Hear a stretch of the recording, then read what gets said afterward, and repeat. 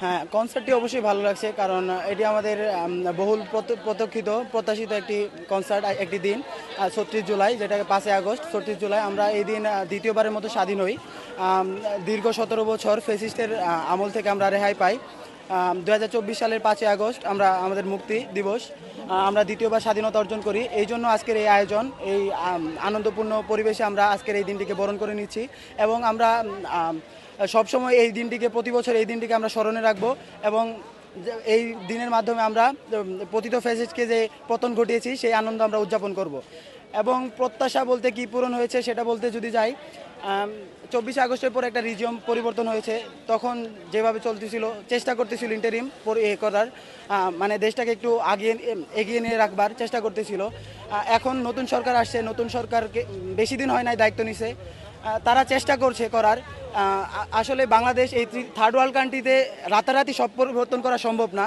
আমাদের উচিত তাদেরকে সময় দেওয়া এবং আমাদের উচিত পর্যবেক্ষণ করা, আস্তে আস্তে ধাপে ধাপে দীর্ঘমেয়াদী পরিকল্পনা করে যাতে বাংলাদেশকে একটি সুন্দর, সুষ্ঠু এবং স্বাধীন একটি সার্বভৌমত্ব রাষ্ট্র হিসেবে প্রতিষ্ঠা করতে পারে, এটাই আমাদের প্রত্যাশা। আসলে কনসার্ট দিয়ে তো জুলাইয়ের প্রত্যাশা পূরণ হয় না। জুলাইয়ের প্রত্যাশা পূরণ করতে হলে আমাদের জুলাইয়ের যে আকাঙ্ক্ষা আমাদেরকে লালন করতে হবে। ২৪শে জুলাই গণঅভ্যুত্থান আমাদেরকে যে শিক্ষা দিয়েছিল যে ফ্যাসিবাদ বিরোধী শক্তিকে নির্মূল করা এবং হচ্ছে আপনার বাক স্বাধীনতা ফিরে পাওয়া এবং দেশে ফ্যাসিবাদ থাকবে না, গণতন্ত্রকে পুনরুদ্ধার করা এবং স্টুডেন্টদের যে মৌলিক অধিকারগুলো সেগুলো রক্ষা করা। আসলে ২৪শে পর আমরা যা দেখে আসছি পর্যন্ত কোনোটাই কার্যকর হয় না। ইন্টারিম গভর্নমেন্টের সময় হয় নাই, এখন নির্বাচিত সরকারের আসার পরও ছাত্রদের যে আকাঙ্ক্ষা বা ছাত্রদের যে প্রত্যাশা কোনোটাই পূরণ হয় নাই। এই জন্য এই কনসার্ট দিয়ে আসলে কোনো সময় ছাত্রদের প্রত্যাশা পূরণ করা যায় না।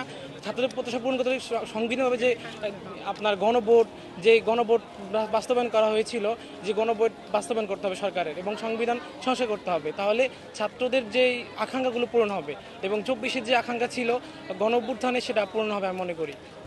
বিশ্ববিদ্যালয়ে যে রাজনীতি, ক্যাম্পাস গিয়ে রাজনীতি করা হচ্ছে, এটা আমি মনে করি বন্ধ হলে সবচেয়ে ভালো হতো। কারণ ইউনিভার্সিটিতে মানুষ পড়াশোনা করতে যায়, কিন্তু রাজনীতি করতে যায় না। বিভিন্ন দেশে কিন্তু ইউনিভার্সিটি কোনো রাজনীতি নেই, একমাত্র বাংলাদেশ ইউনিভার্সিটি রাজনীতি আছে। আমি মনে করি ক্যাম্পাসে রাজনীতি মুক্ত করা হোক, এটা সবচেয়ে ভালো হবে। কারণ এই ক্যাম্পাস রাজনীতি করার কারণে আজকে আমাদের ইউনিভার্সিটিগুলো উত্তপ্ত থাকে, পড়াশোনা হয় না, শিক্ষার মান ভালো থাকে না, ছাত্ররা ভালো করে শিখতে পারে না। আসলে আমাদের যে প্রত্যাশা ছিল জুলাই নিয়ে, যে কারণে আমরা এই অভ্যুত্থানে নেমেছিলাম, আমার মনে হয় না মানে আমরা সেটা রক্ষা করতে পেরেছি।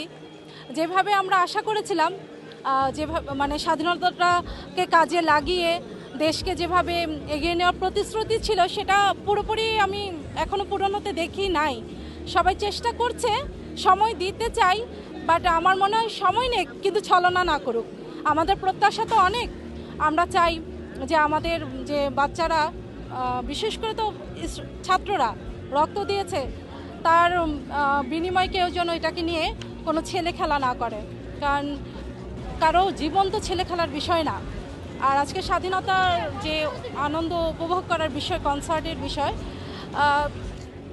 যার যার মতো পারছে পালন করছে।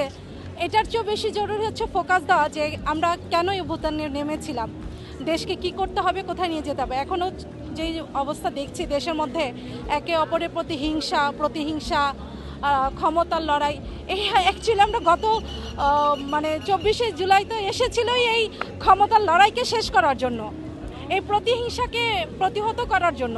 সেটা কি হয়েছে? এটা তো শুধু আমাকে প্রশ্ন করে লাভ নেই, আমি উত্তর দিলেও হবে না, আমি এমন কেউও না।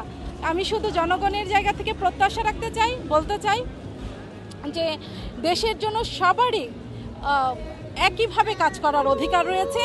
আর ক্ষমতা দিয়ে কাউকে বন্দি করে বা আটকে রেখে যে কিছু হয় না, সেটা তো আমরা দেখেছি।